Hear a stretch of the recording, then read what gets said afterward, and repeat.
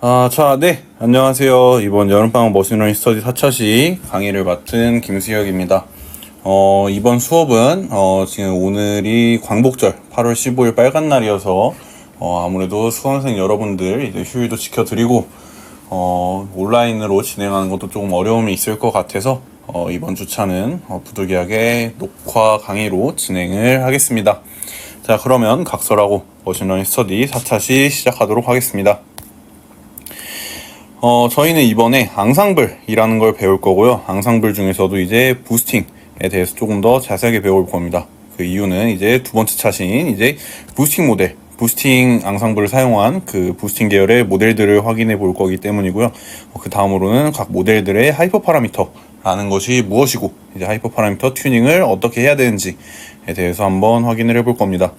그리고 마지막으로는 이제 OOF 프레딕트, 즉 아웃 오브 폴드라는 이제 프레딕트 앙상블 방법을 이제 확인하고 이번 이론 수업을 이제 마치도록 하겠습니다. 자, 그러면 바로 시작하겠습니다.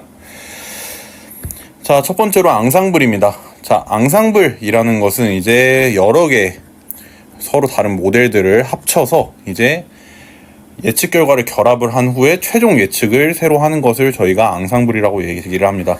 그래서 뭐 예를 들어서 저희가 지금까지 배웠던 모델들, 뭐 KNN 모델도 있을 거고, 아니면 이제 선형회기도 있을 거고, 아니면 또 이제 랜덤 포레스트도 있을 겁니다. 그러면 각각 뭐 예측을 해서 뭐 얘는 뭐 회기는 사실 0하고 1 예측이 아니긴 하지만 뭐 1, 랜덤 포레스트 0 이런 식으로 뭐 예측을 했다 하면 얘네들을 보고 0이 맞네, 1이 맞네, 이런 식으로 그럼 얘는 0으로 바꿔야겠다, 얘는 그러면 1로 바꿔야겠다, 이런 식으로 바꿔주는 이런 모델끼리의 합쳐서 새로운 이제 예측 결과를 가져오는 것을 저희는 이제 앙상블이라고 얘기를 합니다.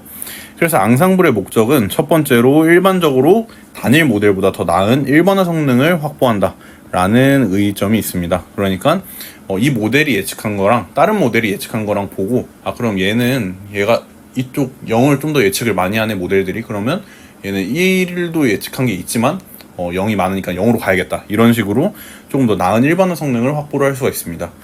두 번째로는 이제 다양한 모델의 장점이 결합이 가능합니다. 자, 여기 그림을 잠시 보시겠습니다. 자, 첫 번째로 이제 분류기 1번. 그럼 얘는 그냥 모델 1번이라고 생각을 하시면 되겠죠. 모델 1번이랑 뭐 모델 2번이 있습니다. 그래서 저희가 삼진 분류를 진행을 할 건데, 이렇게 네모가 0, 세모가 1, 뭐 동그라미가 2 이렇게 있다고 봅시다. 그러면 첫 번째 분류기는 이 0하고 1하고의 차이점을 잡아내는데 특화가 되어 있는 모델이어서 모델의 선을 이렇게 그어줬습니다. 자, 분류기 2번은 보니까 1번이랑 2번의 차이점을 잘 잡아내는 모델이라 모델의 선을 이렇게 그어줬다고 생각을 해봅시다.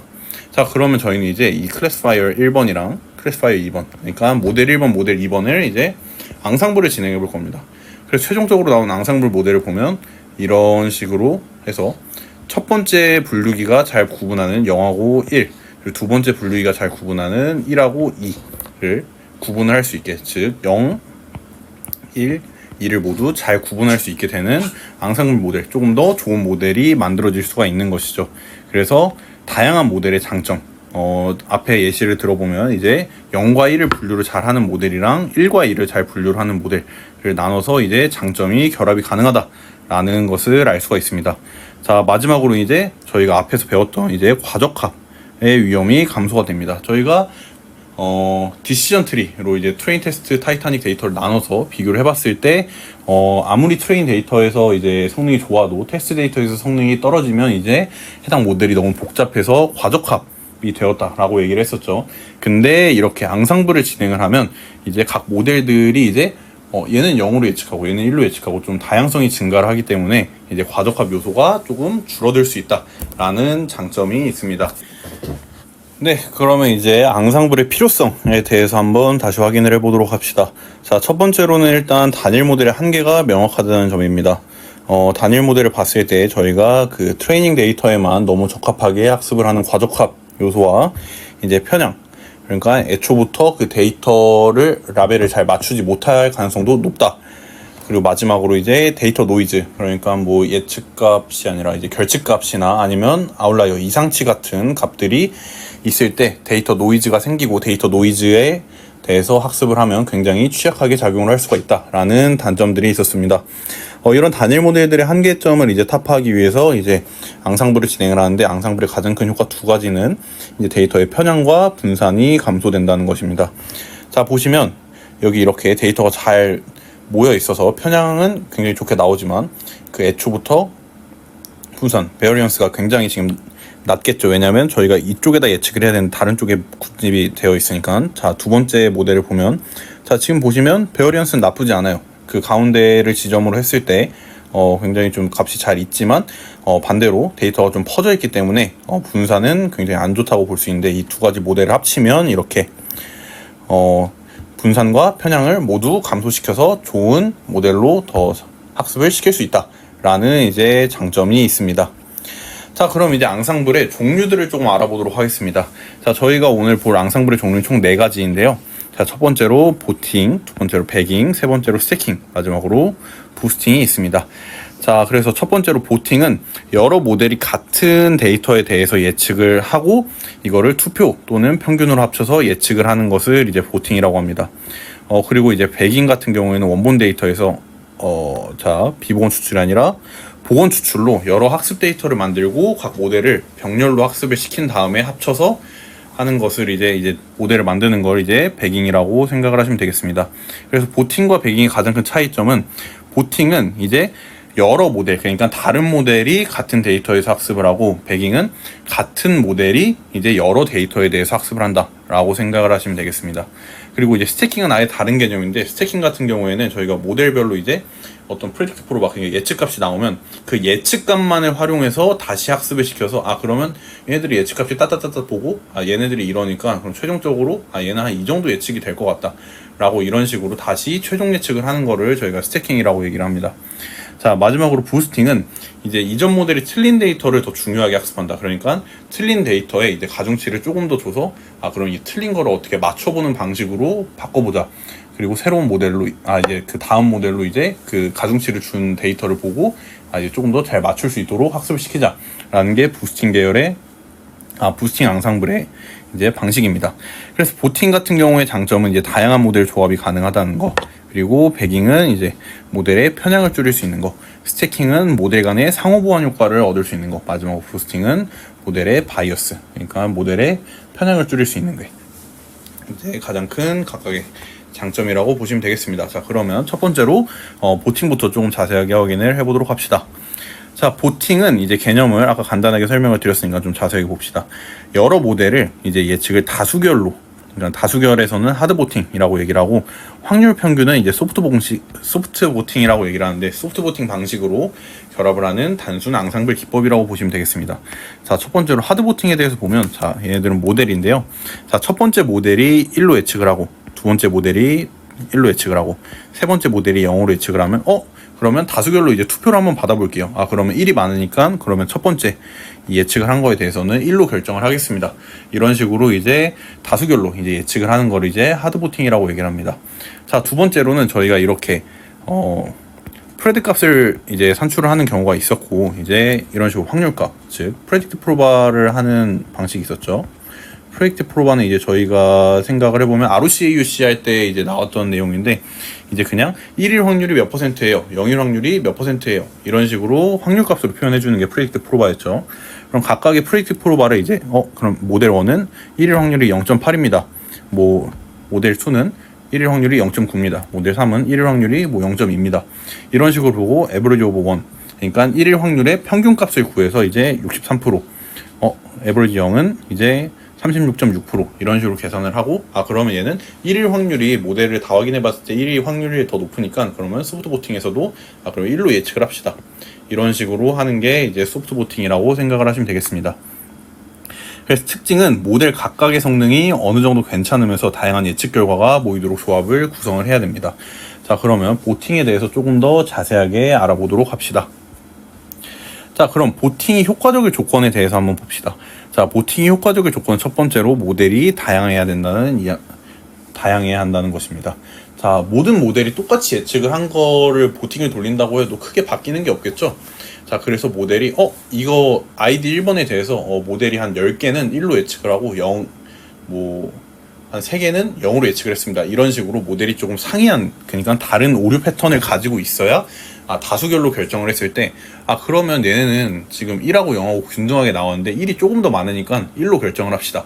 이런 식으로 모델들이 서로 다른 오류 패턴을 가졌을 때 이제 그 값이 바뀔 수가 있기 때문에 모델 간 예측 상관계수, 그러니까 코렐레이션 값이 낮을수록 효과가 클 확률이 높아진다 라고 기억을 하시면 되겠습니다. 자, 두 번째로는 개별 모델 성능도 어느 정도 높아야 된다는 것입니다. 자, 그래서 개별 모델 성능이라는 건 저희가 평가지표가 높다고 생각을 하시면 됩니다. 그래서 정말 맞춘 게 얼마나 되는지를 보고 얘네들이 어느 정도 그래도 성능이 좀 나와 있는 상태로 이제 이 보팅 앙상블을 진행을 해야 이제 좋은 효과를 낼 수 있고, 오히려 성능이 너무 좋지 않은 모델을 이 보팅 조합에 넣으면 오히려 역효과가 나는, 성능이 낮아질 수도 있다. 그러니까 성능이 그 원래 낮았던 것보다 더 낮아지지 않겠지만 그 낮은 성능이 원래 낮은 모델이 하나 껴있음으로써 이제 전체적인 앙상블 모델의 성능이 떨어질 수도 있다라는 이제 가능성이 있기 때문에 개별 모델 성능도 어느 정도 챙긴 상태로 이제 진행을 해야 된다라는 것을 기억을 하시면 좋을 것 같습니다.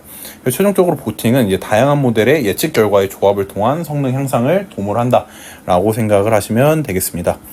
자, 두 번째로는 이제 배깅입니다. 배깅은 일단 부스트 트랩 어그리게이팅이라는 것의 약자인데, 얘는 이제 저희가 앞에서는 저희가 같은 데이터를 가지고 여러 모델로 학습을 시켰잖아요. 이제 배깅 같은 경우에는 조금 다릅니다. 배깅은 여기 원래 원본 데이터, 이제 오리지널 데이터가 있으면 이제 그거를 이제 어떤 느낌이냐면 이제 복원 추출, 그러니까 부스트 트랩으로 이제 추출을 합니다. 그래서 뭐 여기 1번 데이터, 2번 데이터, 뭐 n번 데이터 이렇게 보내줍니다. 그러면 이 데이터들만 가지고 이제 똑같은 모델을 가지고 분류를 하면 굉장히 좀 여러 가지 이제 모델의 경우의 수가 나오겠죠. 그래서 그 동일한 모델을 학습을 해서 각각의 예측 결과를 통합을 한다라는 생각을 하시면 되겠습니다. 특징으로는 이제 데이터를 나눠서 이제 연산을 하다 보니까 베어리언스, 그냥 분산 값을 줄이는데 굉장히 효과적이고요. 그리고 이제 대표적으로 저희가 봤던 모델 중에서는 이제 앞에서 봤던 랜덤 포레스트가 있습니다. 랜덤 포레스트가 제가 설명을 드릴 때 이제 디시전 트리를 여러 가지 만든 다음에 최종적으로 이제 뭐 평균을 내든 아니면 이런 식으로 보팅을 하든 해서 합치는 거다라고 말씀을 드렸었는데, 그런 식으로 봤을 때 이렇게 그 데이터들을 나눠서 하는 거를 보면 랜덤 포레스트도 부스트트랩 계열, 배깅 계열의 이제 앙상블을 진행하는 모델이다 라고 기억을 해주시면 좋을 것 같습니다. 자, 다음으로 스태킹입니다. 스태킹 같은 경우에 이제 앞서 말했던 보팅과 이제 배깅과는 전혀 다른 개념인데요. 이제 여러 개 다른 모델의 예측값을 모델에 다시 입력으로 사용합니다. 그러니까 저희가 원래는 모델을 예측할 때 X값을 보고, X값이 저희가 저번 시간에 배웠던 것처럼 피처였죠. 피처들을 보고 이제 Y값, 정확하게 Y 프레드 값, 그러니까 예측값을 저희가 찾아서 얘를 실제 Y값이랑 비교를 했을 때 얼마나 차이가 나는지를 효과지표로 나타낸다 라는 게 저희가 지금까지 배운 이제 머신러닝 기법이었죠. 이거를 반대로 생각해서 이런 식으로 모델 1에서 주황색 예측값이 나오고, 모델 2에서 노란색 예측값이 나오고, 모델 3에서 초록색 예측값이 나오겠죠. 그럼 얘네들은 각각 이제 예측을 한 게 다르겠죠. 그럼 그거를 이제 다시 어떤 모델에 대해서, 모델은 이제 베이스라인 모델을 선정을 해야겠죠. 그럼 얘를 다시 피처로 사용을 합니다. 그래서 이제 모델 1, 모델 2, 모델 3의 예측값을 보니까 얘는 모델 예측값이 한 이 정도 될 것 같아, 이런 식으로 예측을 하는 거예요. 그래서 얘는 어쨌든 간에 어떤 느낌이냐면 최종적으로 각각의 모델을 개별적으로 학습한 다음에 그 학습한 모델의 예측값들을 다시 모델의 입력으로 사용을 해서 학습을 하는 앙상블 기법이라고 생각을 하시면 됩니다. 그래서 이런 경우에는 서로 다른 알고리즘의 강점을 통합할 수 있다는 장점이 있습니다. 특징으로는 이제 서로 다른 특성을 가진 모델에 서로의 약점을 메워주는 구조를 만들어서 단일 모델보다 훨씬 더 좋은 성능을 이제 만들어낼 수 있다라는 장점이 있습니다. 자, 마지막으로 부스팅입니다. 자, 부스팅 계열은 저희가 약한 학습기, 그러니까 위클러너라는 거를 순차적으로 학습을 시키면서 이전 모델이 잘못 예측한 샘플에 더 큰 가중치를 부여해서 점진적으로 성능을 향상시키는 앙상블 기법이라고 보실 수 있습니다. 자, 처음에는 저희가 오리지널 데이터, 처음 데이터셋에서는 이제 그냥 분류를 시켜야겠죠. 그러면 저희가 확인했을 때 트레이닝 데이터는 저희가 Y 라벨 값이 있으니까 맞춘 게 있을 거고 틀린 게 있겠죠. 그러면 이번에는 웨이트 데이터를 만듭니다. 그러니까 틀린, 저희가 예측을 잘못한 데이터에 대해서 가중치를 더 주는 거죠. 그러면 걔네들을 조금 더 깊게 학습을 하는 겁니다. 자, 그러면 이런 식으로 얘를 그러면 이번엔 가중치를 줬던 얘를 좀 더 학습을 잘했네요. 근데 또 틀린 게 있겠죠. 그럼 다시 그걸 다음으로 보내서 다시 웨이티드 데이터를 만들고 계속 예측을 하는 겁니다. 최종적으로는 그러면 이 각각의 이제 클래시파이어들이 이제 생성이 되겠죠. 모델들이 생성이 될 거고 얘네들을 최종적으로 앙상블을 시켜서 가장 좋은 성능을 만드는 이제 앙상블 모델을 만드는 거다라고 생각을 하시면 되겠습니다. 그래서 특징으로는 이제 데이터, 그러니까 모델 예측값의 편향을 줄이는데 굉장히 효과적이고, 대표적으로는 이제 저희가 뒤에서 배울 이제 그레디언트 부스팅 모델, 뭐 XGB, LGBM, 캡부스트 모델들이 있습니다. 자, 그러면 이제 한번 부스팅 모델들에 대해서 조금 더 자세하게 배워보도록 합시다. 자, 앞에서 얘기했던 것처럼 부스팅 모델은 이제 XGB 부스트, LGBM, 캡부스트 같은 것들이 있는데요. 이제 그레디언트 부스팅 기반의 결정 트리 앙상블 데이터 모델로 이제 약한 학습비를 순차적으로 학습을 해서 편향을 줄이고 높은 예측 성능을 제공하고 대규모 데이터셋 처리와 병렬 학습에 최적화되어 있는 강한 모델이라고 생각을 하시면 되겠습니다. 그래서 이제 특징 같은 경우에는 앞에서 봤지만 한 번 더 보시면 이제 대부분의 경우에서는 정형 데이터 문제에서 데이터가 많고 데이터 구조가 복잡한 문제의 성능이 매우 뛰어난 편이라고 생각을 하시면 되겠습니다. 자, 그래서 그 다음으로 이제 그레디언트 부스팅 머신이라는 걸 한번 보겠습니다. 자, 그레디언트 부스팅 머신이라는 건 왜 이름이 이렇게 지어져 있는 거냐면, 이제 약한 학습기, 그러니까 저희가 계속 앞에서 봤었던 결정 트리, 디시전 트리를 순차적으로 학습을 시킵니다. 그럼 이제 저희가 이 랜덤 포레스트 같은 거는 저희가 결정 트리를 계속 보면서 하는 그 랜덤 포레스트 여러 개를 그냥 합쳐서 앙상블을 하는 게 이제 랜덤 포레스트였다라는 거였는데, 그레디언트 부스팅 머신은 어떻게 하냐면 앞에 결정 트리를 보고 이전 모델의 오차, 그러니까 실제 y 값이랑 y 프레드 값이랑 이제 차이를 이제 다음 모델이 줄일 수 있도록 경사하강법이라는 것을 이용해서 이제 손실 함수를 최소화하는 앙상블 기법이라고 생각을 하시면 되겠습니다. 자, 경사하강법이라는 거는 뭐 내용을 설명을 드리면 조금 복잡하기 때문에 간단하게 설명을 드리면, 저희가 실제로 이제 y 값이랑 y 예측 값을 비교를 했을 때 이 크네? 그러면 모델을 반대쪽 방향으로 한번 보내보자, 이런 식으로 하면서 이제 경사를 타고 이렇게 손실값을 경사를 타고 내린다 라고 해서 경사강법이라고 얘기를 하는 거고, 이거는 손실함수를 최소화하는 함수 같은 거라고 생각을 하시면 되겠습니다. 자, 그래서 이제 이런 앙상블 기법이 그레디언트 부스팅 머신의 이제 앙상블 기법이다 라고 생각을 하시면 되겠습니다. 그래서 이걸 예시로 들어보면 위클러너 1에서는 이제 y 값을 예측을 했을 때 프레드 1에서 0.7, 뭐 1.5, 2.8이었는데 이제 y 빼기 이제 프레드 1, 그러니까 y 값이랑 이제 실제 y 값이랑 이제 저희가 예측한 프레드 1 값의 차이를 보고 이제 그러면 얘를 다음 이제 분류기로 넘기는 겁니다. 다음 이제 약한 분류기로 넘겨서 그러면 y 빼기 프레드 1 값을 한 게 0.3, 0.5, 0.2였어요. 그래서 얘를 기준으로 다시 프레드 2 값을 예측을 해보는 겁니다. 데이터에 그러니까 지금 가중치를 준 거죠. 왜냐면 1에서 0.3으로 바뀌었고 2에서 0.5로 바뀌었고 3에서 0.2로 바뀌었으니까. 자, 그럼 이번에는 얘를 한번 예측을 잘 해볼게요. 그럼 프레드 2를 0.25, 0.47, 0.18 이렇게 예측을 했어요. 그럼 각각 또 이제 빼줍니다. 그럼 프레드 1에서 프레드 2 값을 빼주면 0.05, 0.03, 0.02 이렇게 되었는데, 얘를 다시 리클러너 3에다가 보내고 이렇게 계속 약한 학습기에다가 계속 보낸 다음에 최종적으로 이 모델을 그럼 얘는 이렇게 예측을 했네요 라는 식으로 봐서 최종적으로 앙상블 모델을 만드는 게 이제 그레디언트 부스팅 머신의 가장 중요한 위클러너 학습법이라고 생각을 하시면 되겠습니다. 해당 내용은 조금 이해가 되시지 않아도 괜찮습니다. 그냥 그레디언트 부스팅 머신 계열의 모델들이 전부 GBM 계열 모델들이 이렇게 학습을 진행을 하는구나, 약한 학습기가 이렇게 진행되는구나 라는 느낌만 가지고 가시면 될 것 같습니다. 자, 그래서 이렇게 손실함수의 미분 결과를 바탕으로 오차를 줄여나가기 때문에 이제 그레디언트 부스팅이라고 얘기를 하는데, 해당 내용은 미분 결과라는 게 애초에 얘는 이제 뭐 나중에 딥세션을 들으시거나 아니면 딥러닝을 들으시면 조금 더 자세하게 배우실 텐데, 미분 결과라는 거는 어쨌든 이제 그 손실 함수의 기울기를 의미를 하는 거거든요. 그래서 기울기라는 건 저희가 이렇게 봤을 때 그럼 저희가 이쪽으로 손실 함수가 제일 낮은 값으로 가야 되니까 이쪽으로 가야 되는데, 왼쪽에서 보면 여기 접선의 기울기를 보면 음수죠.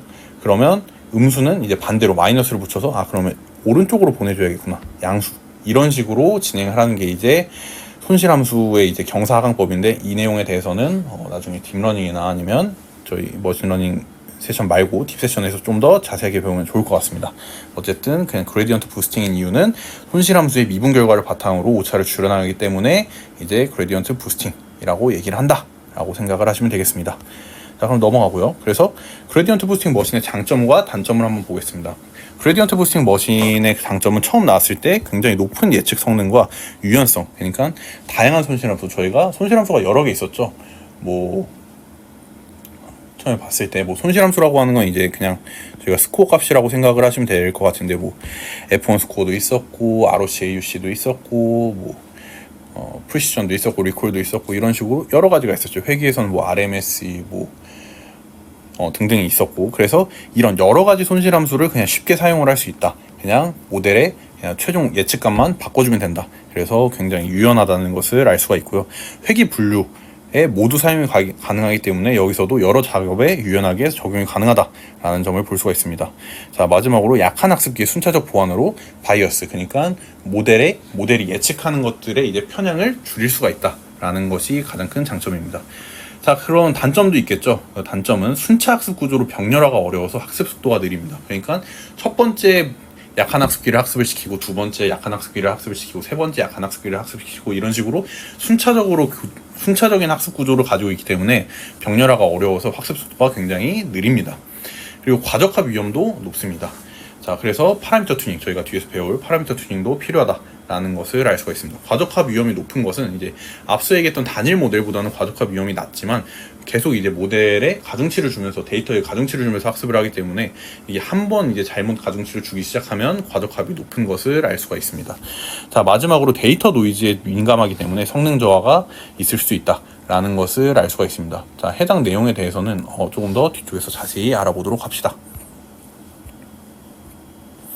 자, 그러면 이제 그레디언트 부스팅 머신의 계열 중에 하나인 이제 XGB 부스트, 2014년에 나온 이제 익스트림 그레디언트 부스팅이라는 이제 모델을 한번 알아보도록 합시다. 자, 익스트림 그레디언트 부스팅이란 모델은 이제 원래 있던 그 그레디언트 부스팅 머신의 이제 정규화, 그러니까 과적합 요소를 조금 줄여주고 조금 더 효율적으로 학습을 시킬 수 있게 한 모델이라고 생각을 하시면 될 것 같습니다. 자, 발전 포인트는 저희가 과적합을 완화시키기 위해서 앞에서 배웠던 정규화, L1, L2 규제를 추가를 해서 과적합을 완화를 시켰다라는 것을 볼 수가 있고요. 그리고 저희가 앞서서 말했을 때는 순차적 이제 데이터 탐색이기, 순차적 약한 학습이기 때문에 이제 순차적, 그러니까 직렬 분할 탐색이었는데, 저희는 이번에는 병렬 분할 탐색을 통해서 이제 조금 더 메모리 효율성을 높이고 학습 속도를 높였습니다. 그 다음으로 이제 미싱 밸류, 즉 결측치에 대해서 자동으로 처리해주는 모듈을 가지고 있습니다. 마지막으로 이제 분산 학습을 지원을 한다는 발전 포인트가 있었습니다. 그래서 장점으로 보면 이제 안정적인 범용 성능이 있습니다. 여러 가지 데이터셋에 대해서 뭐 불균형 데이터셋도 있을 거고, 아니면 뭐 수치형 데이터셋, 아니면 뭐 범주형 데이터셋, 여러 가지 데이터셋에 대해서 여러 가지 대규모 데이터를 지원함과 동시에 안정적인 범용적 성능을 보이는 것을 알 수 있는 모델이었습니다. 그리고 L1, L2 규제를 추가함으로써 앞에서 말했던 것처럼 과적합 억제에 강하고요. 다음으로 이제 결측치 자동 처리를 해줌으로써 굉장히 효율적인 모델이다라고 생각을 하시면 됩니다. 자, 단점으로는 뒤에서 나올 LGBM 대비로 이제 속도와 메모리 효율이 떨어진다. 그리고 데이터셋이 대규모 데이터를 지원은 하지만 대규모 데이터셋, 그러니까 정말 큰 데이터셋을 적용을 할 경우에는 상대적으로 느리다는 것을 알 수가 있습니다. 네. 자, 그럼 이번에 LGBM, 라이트 GBM이라는 이제 모델에 대해서 한번 확인을 해봅시다.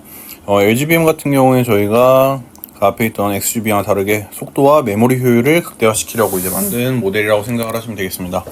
자, 발전 포인트로는 이제 히스토그램 기반 분할이라는 걸 처음으로 사용을 했는데요. 자, 히스토그램 기반 분할을 사용함으로써 이제 메모리 사용량이 감소를 했고, 이제 학습 속도도 굉장히 높아졌다 라는 것을 이제 알 수가 있습니다. 그 다음으로 이제 리프와이즈 성장이라는 거를 이제 도입을 했는데, 이거는 최대 손실 감소 리프 확장이라는 거를 한 겁니다. 그래서 저희가 어쨌든 이게 분할 기반의 트리 계열 모델이니까 이런 식으로 그 최대 손실 값을 기준으로 이제 리프를 나누는 걸 확장을 했다라고 생각을 하시면 됩니다. 그래서 이거는 이제 정확도 향상에 기여를 한 이제 방식이라고 생각을 하시면 될 것 같습니다. 자, 마지막으로 그레디언트 베이스 원사이즈 샘플링이라는 걸 GOSS라는 걸 했는데, 얘는 이제 중요한 샘플들, 그러니까 샘플을 나눠 봤을 때 얘네들이 굉장히 중요한 샘플 같은데 그런 애들을 위주로 학습을 했다. 그래서 성능이 높아졌다 라는 것만 기억을 하시면 될 것 같습니다. 자, 장점으로는 이제 대규모 고차원 데이터에 앞에 있던 그 다른 그레디언트 부스팅 머신보다 이제 훨씬 빠르고, 효율적이라고 보시면 될 것 같습니다. 그 다음으로 이제 LGBM 같은 경우에는 이제 처음으로 이제 GPU 지원이 가능한 이제 그 GBM 계열 모델이라고 보시면 되겠습니다. GPU가 이제 병렬 처리가 가능하기 때문에 굉장히 속도가 빠릅니다. 그래서 나중에 모델 하다 보면 콜앱에서 이제 사용할 그 GPU 모델들을 사용을 하게 될 겁니다. 자, 마지막으로 동일 시간 대비 더 깊은 트리를 사용을 하게 됩니다. 그래서 성능 향상이 가능했다라고 기억을 하시면 되겠습니다. 자, 단점으로는 이제 리프와이즈 방식은 이제 과적합 요소가 많습니다. 특히나 이제 얘는 데이터가 적을 때는 이제 과적합 요소가 심합니다. 그래서 주의를 해야 되고, 그 두 번째로는 카테고리형 변수 자동 처리. 그러니까 카테고리 변수를 이제 인코딩을 하거나 이제 아니면 그 결측값을 채워줘야 되는데 이런 것들이 조금 미흡하기 때문에 전처리가 필요하다라는 것입니다. 자, 마지막으로 이제 하이퍼 파라미터의 민감도가 굉장히 높기 때문에 하이퍼 파라미터를 잘 설정을 해줘야 된다라는 것을 기억을 해주시면 좋을 것 같습니다. 네, 마지막으로 그 GBM 계열 모델의 이제 캡 부스트를 한번 확인을 해보겠습니다. 캡 부스트는 이제 카테고리컬 부스팅이라는 말의 약어인데, 이제 카테고리형 처리랑 안정성을 이제 추가한 이제 GBM 계열 모델이라고 생각을 하시면 될 것 같습니다. 자, 여기서도 볼 발전 포인트는 일단 앞에서 안 됐던 카테고리형 변수 자동 처리가 가능해졌습니다. 이제 올더 타겟 인코딩이라는 거를 진행을 해서 카테고리형 변수를 따로 인코딩을 진행하지 않아도 알아서 이제 적합한 인코딩으로 처리해주는 이제 모델이고요. 그리고 올더드 부스팅이라는 걸 사용을 해서 원래는 이제 저 위에 있는 올더드 타겟 인코딩이라는 게 애초에 타겟 인코딩 계열이다 보니까 데이터 리퀴드 이제 문제가 생길 수 있는데 그거를 방지해주는 걸 확인할 수 있었습니다. 자, 마지막으로 오블리비어스 트리라는 균형 이진 트리 구조이기 때문에 굉장히 안정적으로 분할을 진행을 하게 되고 따라서 조금 더 좋은 성능을 기록할 수가 있었습니다. 장점으로는 앞에서 말했던 것처럼 카테고리형 데이터를 다룰 때 최적화되어 있는 모델이고 작은 데이터셋 그리고 데이터 불균형 상황에서도 안정적인 성능을 기록을 했습니다. 또한 앞선 모델들과 달리 파라미터 튜닝이 없어도 준수한 결과를 가지고 오는 것을 볼 수 있었습니다. 단점으로는 이제 LGBM보다는 학습 속도가 느리고요. 그리고 메모리 사용량이 많을 수도 있고 또 대규모 데이터셋에서는 이제 아무래도 학습 속도가 좀 느리다 보니까 타 모델 대비해서 효율이 떨어질 수가 있습니다. 자, 그러면 이제 GBM 계열 모델도 다 봤으니 이번에는 그 모델들의 하이퍼 파라미터 튜닝을 어떻게 하는지에 대해서 확인을 해보도록 합시다. 자, 일단 하이퍼 파라미터라는 것을 조금 더 정확하게 짚고 넘어가야 될 것 같은데요. 자, 하이퍼 파라미터라는 거는 이제 예전에도 설명을 했었는데 이제 모델이 학습하기 전에, 그러니까 모델링을 하기 전에 사람이 그 모델에 지정해주는 값으로 학습 과정과 모델 구조를 이제 직접적으로 제어하는 게 이제 하이퍼 파라미터라고 생각을 하시면 될 것 같습니다. 예시로 들었을 때는 이제 저희가 1주차 과제로 했었던 KNN 알고리즘의 K값, 그러니까 인접한 몇 개의 데이터를 볼 거냐라는 것도 지정을 미리 해주는 거니까 얘도 하이퍼 파라미터라고 보시면 되겠습니다.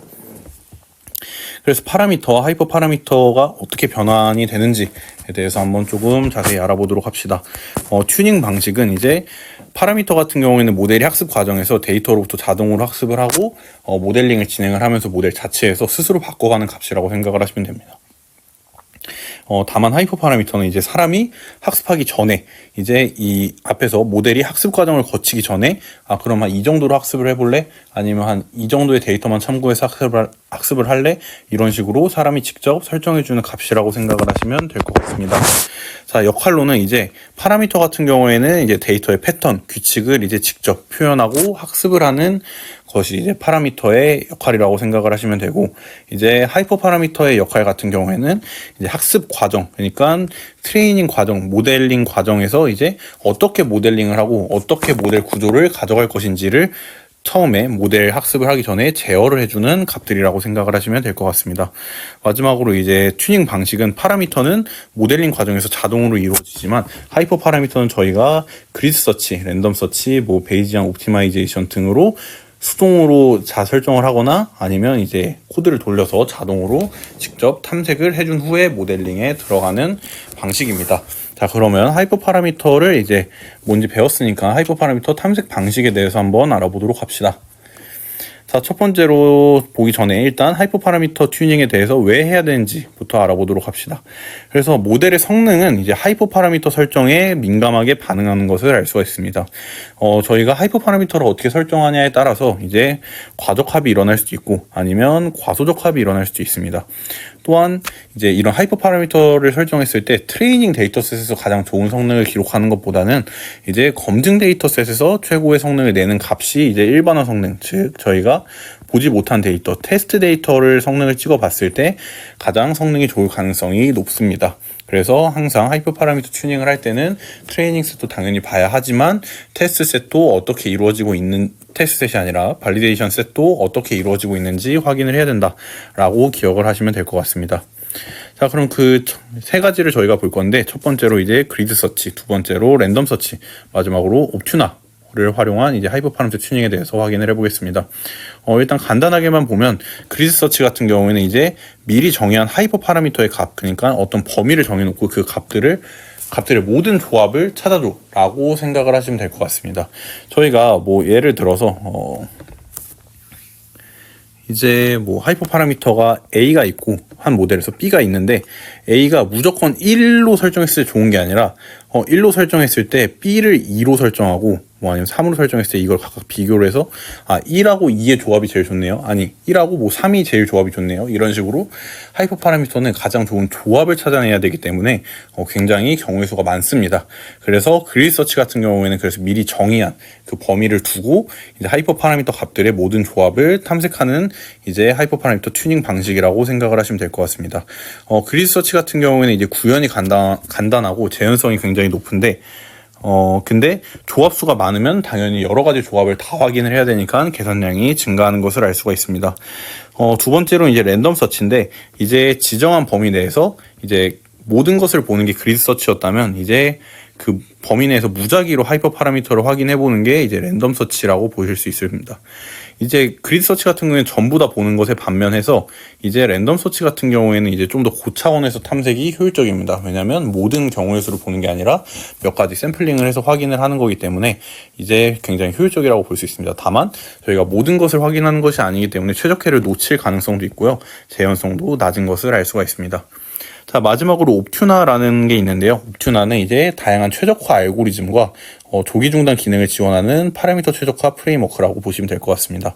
그래서 뭐 그리드 서치, 랜덤 서치보다 이제 옵튜나를 많이 사용을 하게 되는데 옵튜나는 그냥 각각의 알고리즘을 통해서 이런 하이퍼 파라미터를 이렇게 조정을 하면 성능이 더 올라갈 것 같네 라고 모델이 직접 계산을 해서 각각 좀 더 적합한 파라미터 조합을 찾아가는, 하이퍼 파라미터 조합을 찾아가는 게 옵튜나 서치 방식이라고 생각을 하시면 될 것 같습니다. 옵튜나는 이제 유연성, 자동화, 그리고 분산을 보고 확인을 하는 분산 지원까지 가능하고 시각화 기능도 있습니다. 그러나 이제 라이브러리 의존성이 있는데 이 부분은 뒤쪽에 옵튜나 부분에서 조금 더 자세히 봐보도록 합시다. 그래서 그리드 서치와 랜덤 서치를 보겠습니다. 자, 그리드 서치 같은 경우에는 저희가 한 지점별로 이제 이 종이 안에 이제 있는 이 지점들을 찾습니다. 그리고 이 지점들을 기준으로 이제 각각의 이제 파라미터를 이제 확장해 나가면서 이제 조합들을 확인해 보는 게 그리드 서치라고 보시면 되고, 랜덤 서치 같은 경우는 그냥 이렇게 어느 지점을 이제 랜덤하게 샘플링해서 얘네들이 하이퍼 파라미터를 확인하고 성능을 확인해서 얘네들이 성능이 좋네, 그럼 얘네들을 써야겠다, 이런 식으로 학습을 해가는 게 랜덤 서치라고 보시면 되겠습니다. 그리고 가장 저희가 많이 쓰게 될 게 옵튜나에서 옵튜나에 대해서는 좀 자세히 확인을 해보겠습니다. 자, 옵튜나 같은 경우에는 이제 앞서 말씀드린 것처럼 다양한 최적화 알고리즘을 통해서 이제 하이퍼 파라미터 탐색을 자동화, 효율화하는 오픈소스 프레임워크입니다. 여기 최적화 알고리즘 중에 TP라는 게 있는데, TP는 좋거나 나쁜 하이퍼 파라미터 구역을 밀도 추정으로 분리해서 샘플링하는, 물론 저희가 아직 베이지안을 배우진 않았지만 어쨌든 베이지안 기반의 최적화 기법이다 정도로 아시면 될 것 같습니다. 해당 내용은 이론보다는 옵튜나 코드를 짜서 하이퍼 파라미터를 어디부터 어디까지 설정을 해서 탐색을 할 건지에 대해서 조금 더 코드 부분에서 자세히 보시면 될 것 같습니다.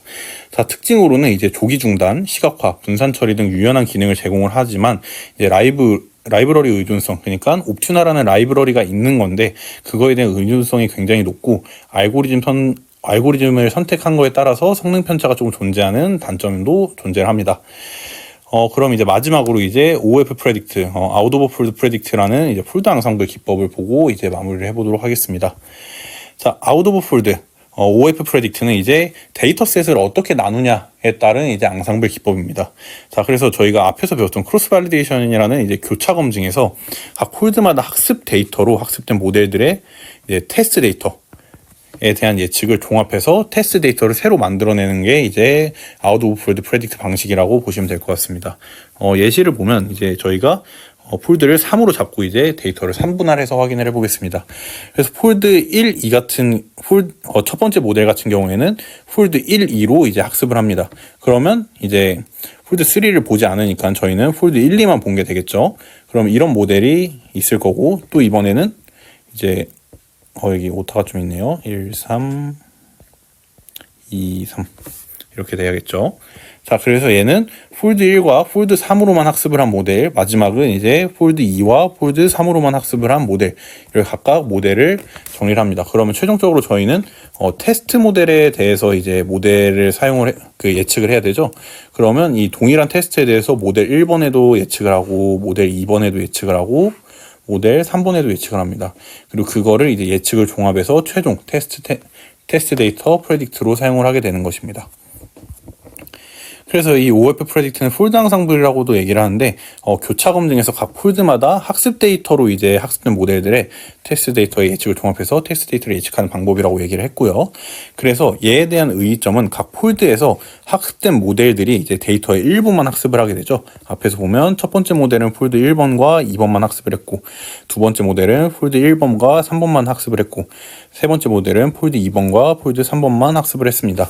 그래서 서로 다른 관점, 그러니까 서로 다른 데이터를 보고 이제 모델을 만든 거기 때문에 조금씩 관점이 다른 모델들끼리의 앙상블이 가능하다라는 장점이 있습니다.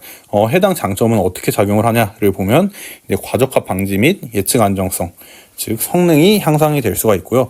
데이터가 적을 때도 모델 다양성을 활용이 가능합니다. 이 이유는 모델이 적다고 하더라도 이제 폴드 값을 이제 충분히 늘려주면 이제 각 폴드마다 이제 폴드보다 폴드 개수만큼의 이제 모델이 나오기 때문에 이제 모델이 굉장히 다양도가 높아지고 해당 모델들이 폴드 앙상블로 사용을 할 수 있다라는 장점이 있습니다. 자, 그러면 파이썬 실습으로 가기 전에 저희가 이번 컴페티션 데이터에 문제가 조금 생겨서 오늘은 이론 강의에 대해서만 업로드가 될 예정이고, 추가로 컴페티션 관련 문제가 해결이 되면 코드 실습 부분 내용과 이제 과제, 그리고 컴페티션 관련 공지도 같이 드리겠습니다. 그러면 오늘도 수업 들으시느라 고생하셨습니다.